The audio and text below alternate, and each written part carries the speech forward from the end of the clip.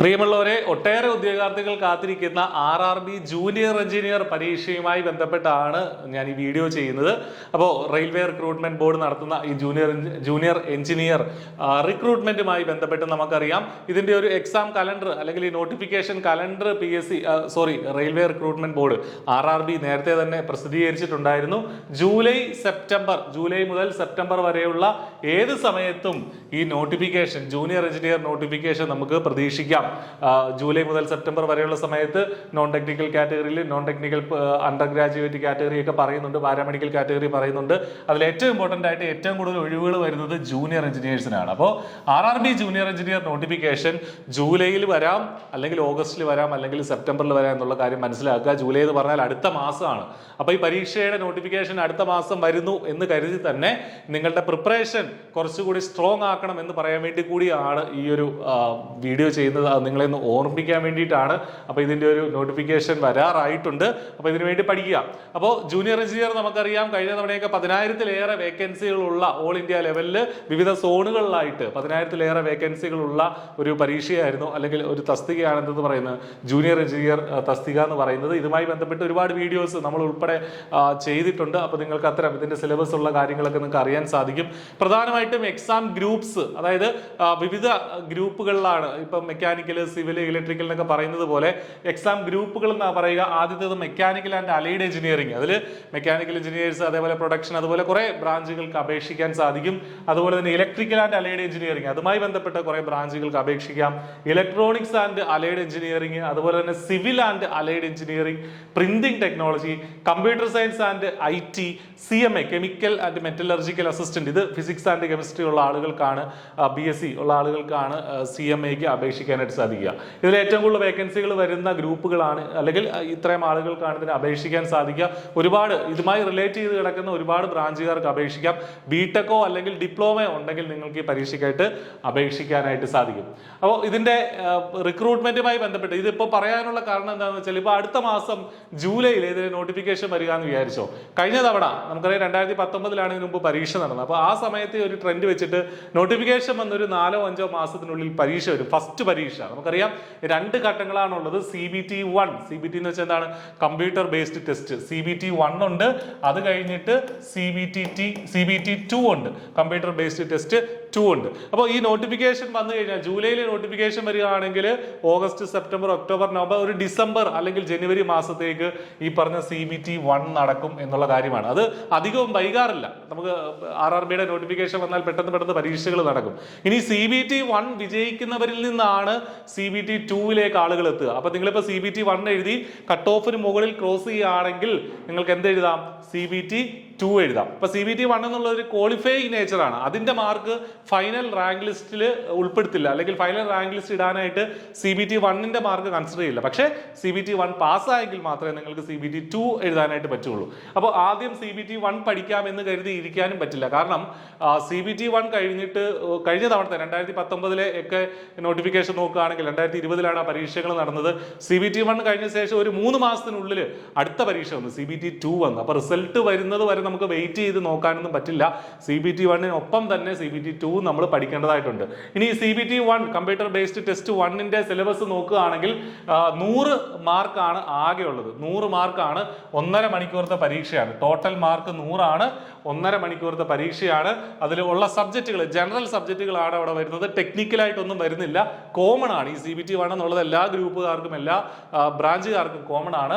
Mathematics 30 മാർക്കിനുള്ള ചോദ്യം അവിടെ ഉണ്ട്. ക്വാണ്ടിറ്റേറ്റീവ് ആപ്റ്റിറ്റ്യൂഡ് ഉൾപ്പെടെയുള്ള കാര്യങ്ങളുണ്ട്. ജനറൽ ഇന്റലിജൻസ് ആൻഡ് റീസണിങ് 25 മാർക്കിന് അവിടെ കൊടുത്തിട്ടുണ്ട്. ആപ്റ്റിറ്റ്യൂഡ് റീസണിംഗ് കൂടെ ഏതാണ്ട് 55 മാർക്ക്, പകുതിയോളം മാർക്ക് അത് തന്നെയാണ്. ജനറൽ അവയർനെസ്, കറന്റ് അഫയേഴ്സ് ഉൾപ്പെടെയുള്ള കാര്യങ്ങൾ അവിടെ വരും. ജനറൽ സയൻസ്, ഇതിൽ ഫിസിക്സ്, കെമിസ്ട്രി, ബയോളജി ഉൾപ്പെടെയുള്ള കാര്യങ്ങളാണ്. സ്കൂൾ ലെവലിലുള്ള കാര്യങ്ങളാണ് ഇവിടെ ചോദിക്കുക. അതിന് 30 മാർക്ക്, ഫിസിക്സ്, കെമിസ്ട്രി, ബയോളജി 10 വീതമായിരിക്കും അതിന്റെ ഒരു ഡിവിഷൻ.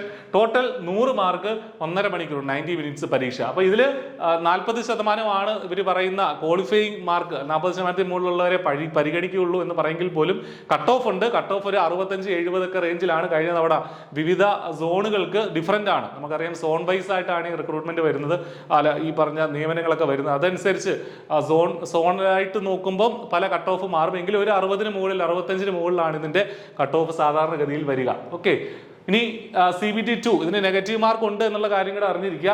CBT 2 വരുമ്പോഴാണ് നമുക്കറിയാം CBT 1 കഴിഞ്ഞു. CBT 1 നിന്ന് പാസ്സാവുന്ന കട്ട് ഓഫ് ക്ലിയർ ചെയ്യുന്ന ആളുകളാണ് CBT 2 എഴുതുക. അത് പെട്ടെന്ന് കടന്നു വരും. അതുകൊണ്ട് തന്നെ നേരത്തെ നിങ്ങളുടെ പഠനം ആരംഭിക്കേണ്ടതായിട്ടുണ്ട്. അപ്പോൾ CBT 2-ന് നമുക്കറിയാം ഇതൊക്കെയാണ് CBT 2-ന്റെ സിലബസ് എന്ന് പറയുന്നത്. ആകെ 150 മാർക്കിനാണ്.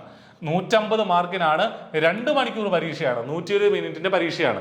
CBT 2-ലാണ് നമ്മുടെ ടെക്നിക്കൽ കാര്യങ്ങൾ, ടെക്നിക്കൽ വിഷയങ്ങൾ വരിക. ഇപ്പൊ സിവിൽ ആണെങ്കിൽ സിവിൽ ആൻഡ് അലൈഡ് ഗ്രൂപ്പാണ്, സിവിലുമായി ബന്ധപ്പെട്ട കോഴ്സാണ്, കാര്യങ്ങളാണ് അവിടെ പഠിക്കേണ്ടത്. മെക്കാനിക്കൽ ആൻഡ് അലൈഡ് ആണെങ്കിൽ മെക്കാനിക്കലുമായി ബന്ധപ്പെട്ട കാര്യങ്ങളാണ്, സബ്ജക്റ്റുകളാണ് അവിടെ പഠിക്കേണ്ടത്. അതുപോലെ ഇലക്ട്രിക്കൽ ആണ് അതുമായി ബന്ധപ്പെട്ടത്. അപ്പൊ അത് ഈ CBT 2-ലാണ് വരുന്നത്. ഇതിനിടയിൽ പറയട്ടെ, I+ RRB JEE CBT 1-ന് വേണ്ടിയിട്ടും അതുപോലെ തന്നെ CBT 2 സിവിൽ എഞ്ചിനീയറിംഗും CBT 2 മെക്കാനിക്കൽ എഞ്ചിനീയറിംഗിനും നമ്മൾ കോഴ്സ് കൊടുക്കുന്നുണ്ട്. CMA കെമിക്കൽ ആൻഡ് മെറ്റലർജിക്കൽ അസിസ്റ്റന്റിനും ഇന്റൻസീവ് ആയിട്ടുള്ള കോച്ചിങ് I+ൽ അവൈലബിൾ ആണ്. വളരെ ചെറിയ ഫീസിൽ നിങ്ങൾക്ക് ഇപ്പോൾ തന്നെ പഠിച്ചു തുടങ്ങാവുന്നതാണ്. അപ്പോൾ CBT 2-ന്റെ സിലബസ് നോക്കുകയാണെങ്കിൽ 50 മാർക്ക് ജനറൽ ആണ്, 100 മാർക്ക് ടെക്നിക്കലും. 50 മാർക്ക് ജനറൽ എന്തൊക്കെയാണ് വരുന്നത്? ജനറൽ അവയർനെസ്, കറണ്ട് അഫയേഴ്സ് ഉൾപ്പെടെയുള്ള കാര്യങ്ങളാണ്. ഇതൊക്കെ നമ്മൾ CBT 1-ന് വേണ്ടി പഠിക്കുന്നുണ്ട്. ഫിസിക്സ് ആൻഡ് കെമിസ്ട്രി അതും CBT 1-ന് വേണ്ടി പഠിക്കുന്നുണ്ട്. ബേസിക്സ് ഓഫ് കമ്പ്യൂട്ടർ അത് പുതിയതായിട്ട് വരുന്ന ഒരു സബ്ജക്റ്റ് ആണ് CBT 2-ല്. അതുപോലെ basics of environment and pollution control അതും പുതിയതായിട്ട് വരുന്ന ഒരു സബ്ജക്റ്റ് ആണ് CBT 2-ല്. പുതുതായിട്ട് മീൻസ് CBT 1-ൽ നമ്മൾ പഠിക്കാത്ത 2 സബ്ജക്റ്റുകളാണ് കമ്പ്യൂട്ടറും ഈ പറഞ്ഞ എൻവയോൺമെന്റും. പിന്നീട് 100 മാർക്ക് ടെക്നിക്കൽ എബിലിറ്റീസ് ആണ്. അപ്പോൾ നമ്മൾ പറഞ്ഞു വരുന്നത് ഇത്രയേ ഉള്ളൂ. CBT 1-ന്റെ സമയത്ത് തന്നെ നിങ്ങൾ ടെക്നിക്കൽ വിഷയങ്ങളും പഠിച്ചു തുടങ്ങണം. ഇപ്പം നിങ്ങളിപ്പോൾ മെക്കാനിക്കലുള്ള ആളാണെങ്കിൽ CBT 1-ൽ ജനറൽ മാത്രമല്ലേ ഉള്ളൂ, ഞാൻ മെക്കാനിക്കൽ സബ്ജക്റ്റ് ഒന്നും പഠിക്കേണ്ടതില്ലല്ലോ, CBT 1 ജയിച്ചിട്ട് പഠിച്ചാൽ പോരെ എന്ന് പറഞ്ഞാൽ അത് തെറ്റാണ്. നിങ്ങൾ ആദ്യമേ തന്നെ നിങ്ങളുടെ ടെക്നിക്കൽ സബ്ജക്റ്റുകളിലൂടെ പഠിച്ചു തുടങ്ങിയെങ്കിൽ മാത്രമേ CBT 2-ഉം ക്ലിയർ ചെയ്യാൻ പറ്റുള്ളൂ. ഇതിൻ്റെയും കട്ട് ഓഫ് ഏതാണ്ട് 70-ന് മുകളിലൊക്കെയാണ് വരാറുള്ളത്. അതുകൊണ്ട് വലിയ കോമ്പറ്റീഷൻ നടക്കുന്ന പരീക്ഷകളാണ്. പക്ഷേ അത്രയും നന്നായിട്ട് കൺസിസ്റ്റന്റ് ആയിട്ട് പഠിച്ചാൽ തീർച്ചയായിട്ടും നിങ്ങൾക്ക് റാങ്ക് ലിസ്റ്റിൽ എത്താൻ സാധിക്കും. ഒരുപാട് വേക്കൻസികൾ വരുന്ന ഒരു പരീക്ഷ തന്നെയാണിത്. അതുകൊണ്ട് നല്ലൊരു ചാൻസ് ആണ്, കേന്ദ്ര സർക്കാർ ജോലിയിലേക്ക് കയറാൻ സാധിക്കുന്ന നല്ലൊരു ചാൻസ് ആണ് എന്നുള്ള കാര്യം കൂടെ ഓർത്തിരിക്കുക. ഇതാണ് സിലബസ്. CBT 1-ന്റെയും CBT 2-ന്റെയും കാര്യങ്ങളൊക്കെ നിങ്ങൾക്ക് മനസ്സിലായി കാണുമെന്ന് കരുതുകയാണ്. ഏജ് ലിമിറ്റ്, ഇതിന് അപ്ലൈ ചെയ്യാനുള്ള ഏജ് ലിമിറ്റ് 2019-ലെ നോട്ടിഫിക്കേഷൻ പ്രകാരം ജനറൽ കാറ്റഗറി ആണെങ്കിൽ 18 വയസ്സ് മുതൽ 33 വയസ്സ് വരെയുള്ളവർക്ക് ഇതിന് അപേക്ഷിക്കാൻ സാധിക്കും. പുതിയ നോട്ടിഫിക്കേഷനിൽ അതിന് മാറ്റം വരുമെന്ന് തോന്നുന്നില്ല. അതുപോലെ തന്നെ SC ST OBC അതുപോലെ മറ്റ് സംവരണ വിഭാഗങ്ങൾക്കൊക്കെ ഏജ് റിലാക്സേഷൻ ഉണ്ട്. ദെൻ എസെൻഷ്യൽ ക്വാളിഫിക്കേഷൻ എന്ന് പറയുന്നത് ഒന്നുകിൽ 3 വർഷ ഡിപ്ലോമ, ആ പർട്ടിക്കുലർ ബ്രാഞ്ചിലുള്ള ഡിപ്ലോമ, അല്ലെങ്കിൽ BTech വേണം. JEE ജൂനിയർ എഞ്ചിനീയർ അല്ലെങ്കിൽ ജൂനിയർ എഞ്ചിനീയർ IT പോസ്റ്റുകളിലേക്ക് അപ്ലൈ ചെയ്യാൻ വേണ്ടിയിട്ട്. BSc ഫിസിക്സ് അല്ലെങ്കിൽ കെമിസ്ട്രി ആണ് CMA പോസ്റ്റിൽ, കെമിക്കൽ മെറ്റലർജിക്കൽ അസിസ്റ്റന്റ് തസ്തികയിലേക്ക് അപ്ലൈ ചെയ്യാനായിട്ട് BSc ഫിസിക്സ് അല്ലെങ്കിൽ കെമിസ്ട്രി ആണ് നിങ്ങൾക്ക് വേണ്ടത്. അപ്പോൾ ഇത്രയും കാര്യങ്ങളാണ് RRB JEE നോട്ടിഫിക്കേഷനുകളുമായി ബന്ധപ്പെട്ട് നമുക്ക് പറയാനുള്ളത്. അപ്പോൾ അതിന്റെ നോട്ടിഫിക്കേഷൻ ഉടൻ എത്തും എന്നുള്ള കാര്യം മനസ്സിലാക്കുക. നേരത്തെ തന്നെ നിങ്ങളുടെ പ്രിപ്പറേഷൻ സ്റ്റാർട്ട് ചെയ്യുക. ഇപ്പോൾ നിങ്ങൾ PSC പോലുള്ള പരീക്ഷകൾക്ക് പഠിച്ചുകൊണ്ടിരിക്കുന്ന ആളുകളാണെങ്കിൽ പോലും നിങ്ങൾക്ക് അതുമായിട്ട് ചേർത്ത് വെച്ച്, അതിന്റെ ടെക്നിക്കൽ വിഷയങ്ങളുമായി ചേർത്ത് വെച്ച് RRBയുടെ വിഷയങ്ങൾ നിങ്ങൾക്ക് പഠിക്കാനായിട്ട് സാധിക്കുന്നതാണ്. അപ്പോൾ നമ്മുടെ ഈ ഇത്തരം നോട്ടിഫിക്കേഷൻ, ഇത്തരം അപ്ഡേറ്റ്സിന് വേണ്ടിയിട്ട് നമ്മുടെ ചാനൽ സബ്സ്ക്രൈബ് ചെയ്യുക. കൂടുതൽ ഇവിടെ ഉണ്ടാകുന്ന ഇതുമായി ബന്ധപ്പെട്ടുണ്ടാകുന്ന എല്ലാ അപ്ഡേറ്റ്സും നമ്മളിവിടെ പങ്കുവയ്ക്കുന്നതാണ്. കോഴ്സ് നിങ്ങൾക്ക് ആവശ്യമാണെങ്കിൽ, നിങ്ങൾക്കൊരു കോച്ചിങ് ആവശ്യമാണെങ്കിൽ I+ന്റെ കോഴ്സിൽ ജോയിൻ ചെയ്യാം. വീഡിയോടൊപ്പമുള്ള ഡിസ്ക്രിപ്ഷനിൽ കോഴ്സിന്റെ ലിങ്കും അതുപോലെ തന്നെ കോൺടാക്ട് നമ്പറുകളും ഒക്കെ ഉണ്ട്. പഠിച്ചു തുടങ്ങുക, നല്ലൊരു ജോലി നേടുക. All the very best. Thank you.